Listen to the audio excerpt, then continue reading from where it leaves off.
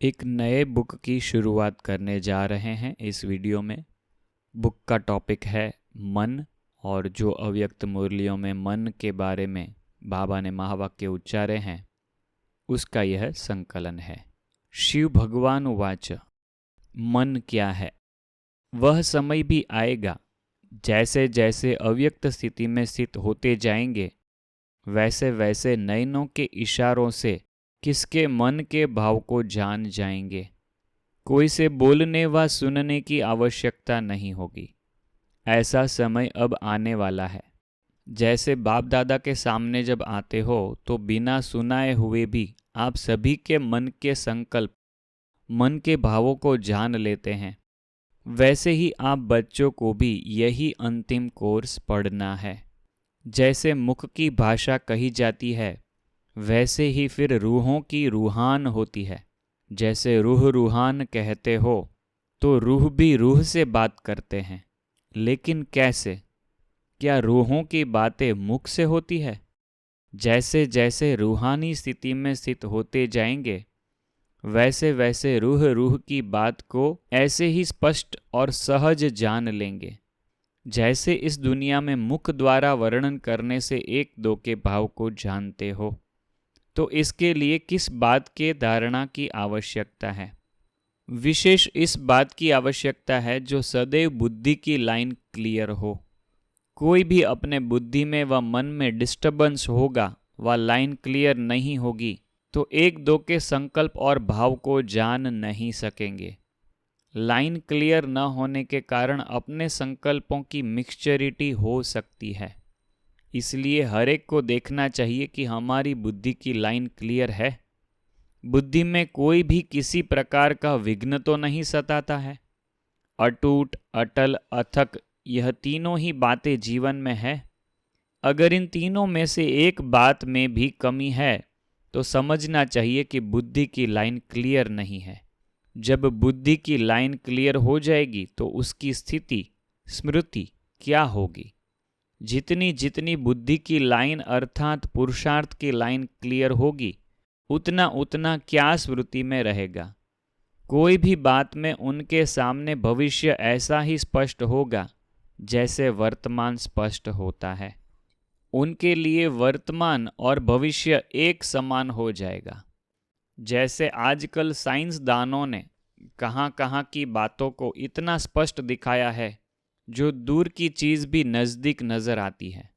इसी रीति से जिनका पुरुषार्थ क्लियर होगा उनको भविष्य की हर बात दूर होते भी नज़दीक दिखाई पड़ेगी।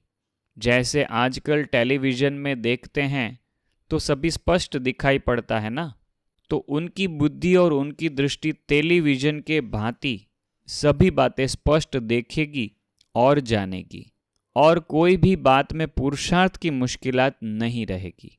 तो वह अनुभव, वह अंतिम स्थिति की परख अपने आप में देखो कि कहाँ तक अंतिम स्थिति के नज़दीक हैं।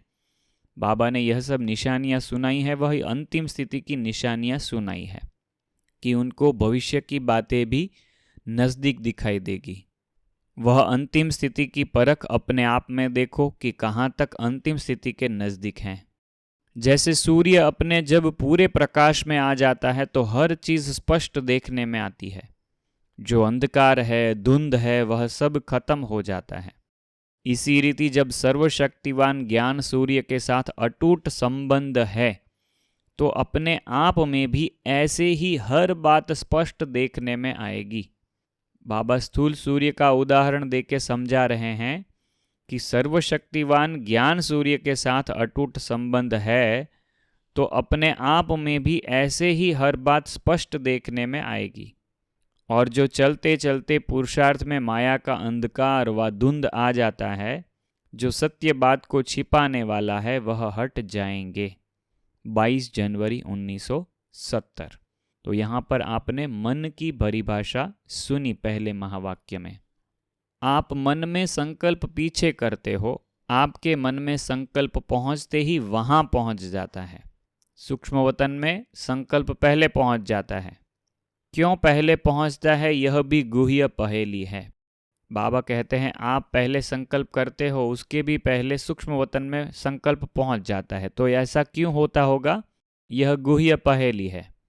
आप लोग मन में जो संकल्प करते हो वह आपके मन में पीछे आता है, उनके पहले बाप दादा के पास स्पष्ट हो जाता है।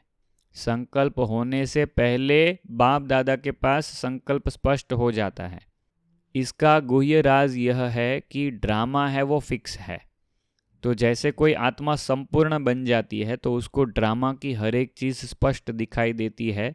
वह बाबा ने इसके पहले भी महावाक्य में बताया, जो 22 जनवरी 1970 की मुरली के महावाक्य सुने उसमें भी यही बात आई थी। बाबा कहते हैं क्योंकि संपूर्ण बनने से ड्रामा की हर नूंद स्पष्ट देखने में आती है। संपूर्ण बनने से ड्रामा की हर नूंद स्पष्ट देखने में आती है। तो हम जो संकल्प करते हैं वह भी तो नूंद होगा ड्रामा में। तो बाबा को समझ में आ जाता है कि इस बच्चे का यह संकल्प चलने वाला है। क्योंकि संपूर्ण बनने से ड्रामा की हर नूंद स्पष्ट देखने में आती है, इसलिए ड्रामा की नूंद को पहले से ही स्पष्ट देख सकते हैं। इसलिए भविष्य देखो करके पहले से बात करते हैं, पहले से जैसे कि पहुंचा ही हुआ है। फिर जब आप लोग पार्ट बजाते हो, बाप दादा भी पार्ट बजाते हैं। आप रूह रूहान करने का पार्ट बजाते हो, बाप दादा सुनने का पार्ट बजाते हैं। समझा? जो जैसा है वैसा स्वयं को पूरा न भी जान सके, लेकिन बाप दादा जान सकते हैं। तो अब चारों बल समानता में लाने हैं। इस मुरली में बाबा ने कुछ 4 बल के बारे में बोला होगा, इसलिए आगे बता रहे हैं कि अब चारों बल समानता में लाने हैं, तब साकार के समान बन जाएंगे। जितना संस्कारों को समानता में लावेंगे उतना ही समीप आएंगे। कौन से संस्कार? साकार रूप के संस्कार, उपराम और साक्षी दृष्टा। यह साकार के संपूर्ण स्थिति के श्रेष्ठ लक्षण थे। संपूर्ण स्थिति के श्रेष्ठ लक्षण बताए यहाँ पर साक्षी दृष्टा और उपराम। बाबा ने कहा यह साकार के संपूर्ण स्थिति के श्रेष्ठ लक्षण थे। इन संस्कारों में समानता लानी है। 2 अप्रैल 1970 के अव्यक्त मुरली महावाक्य थे यह। जैसे पावरफुल कैमरा होता है तो 1 सेकंड में कितना स्पष्ट चित्र खींच लेता है। कितना भी दूर का दृश्य हो वह भी स्पष्ट सन्मुख आता जाता है। तो क्या पावरफुल कैमरामैन नहीं बने हो? कैमरा है कि दूसरे का लोन पर लेकर यूज करते हो? पावरफुल है। कल्प पहले के चित्र उसमें स्पष्ट आ जाता है। यह जो मन है यह एक बड़ा कैमरा है। हर सेकंड का चित्र इसमें खींचा नहीं जाता। कैमरा तो सभी के पास है, लेकिन कोई कैमरा नज़दीक के चित्र को खींच सकती है और कोई कैमरा चंद्रमा तक भी फोटो खींच लेता है तो वह भी कैमरा, वह भी कैमरा। और यहाँ भी छोटा मोटा भी तो कैमरा है ना। तो हर एक के पास कितना पावरफुल कैमरा है। जब वह लोग चंद्रमा से यहाँ से वहाँ का खींच सकते हैं, तो आप साकार लोक में रहते निराकारी दुनिया का, आकारी दुनिया का व इस सारी सृष्टि के पास्ट व भविष्य का चित्र नहीं खींच सकते हो। कैमरा को पावरफुल बनाओ, जो उसमें जो बात, जो दृश्य जैसा है वैसा दिखाई दे, भिन्न भिन्न रूप में दिखाई नहीं दे। जो है जैसा है वैसे स्पष्ट दिखाई दे। इसको कहते हैं पावरफुल। फिर बताओ कोई भी समस्या का रूप होगा या खेल अनुभव होगा।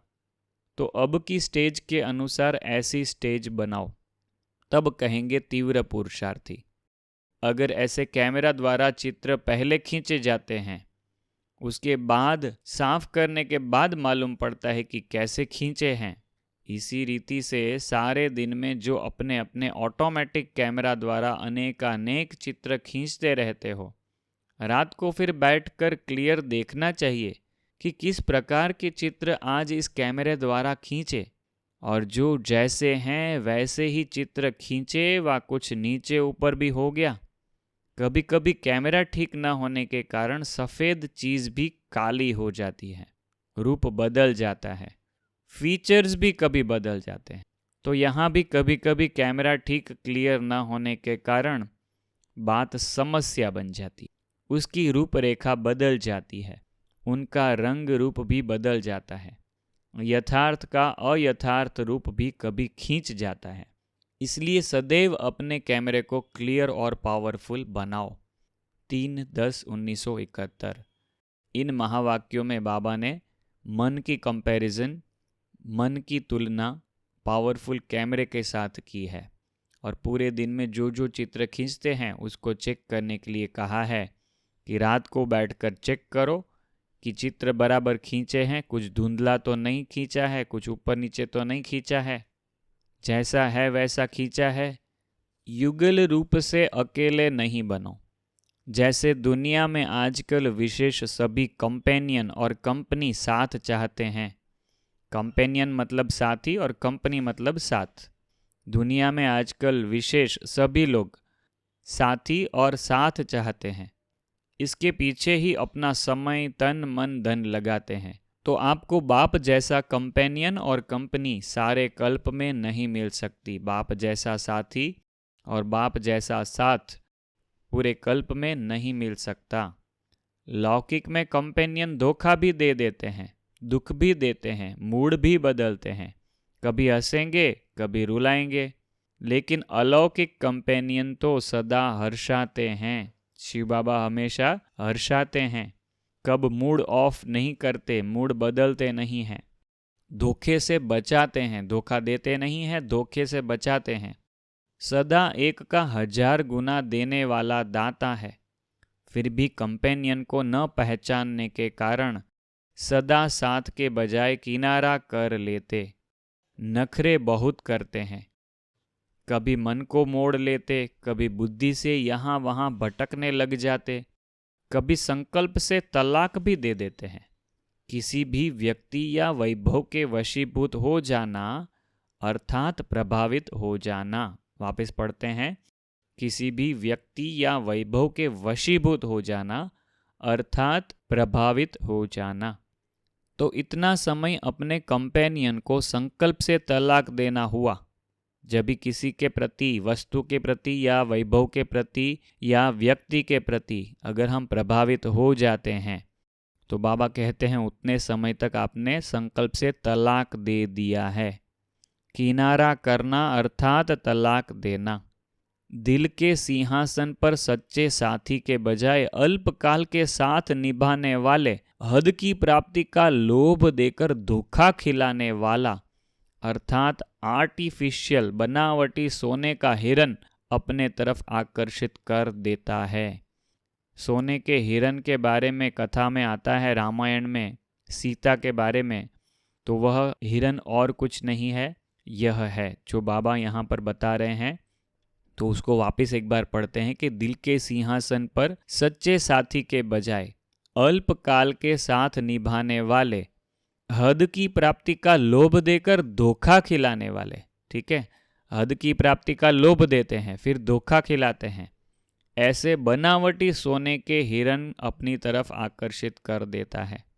तो तख्त नशीन सच्चे साथी के बजाय धोखेबाज साथी बना देते हैं।